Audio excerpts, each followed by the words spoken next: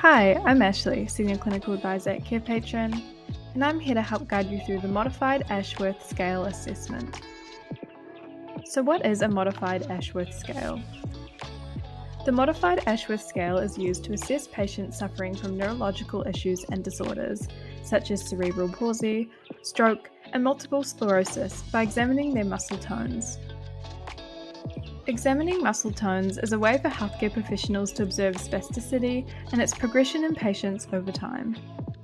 This test involves moving a patient's limbs to examine ranges of motion, and they will observe if they exhibit any signs of resistance as they are being moved, while also checking any changes in their muscle tone.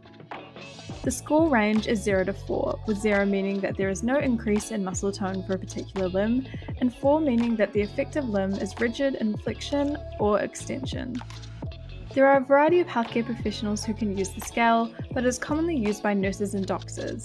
It can also be used by hospice workers and physical therapists.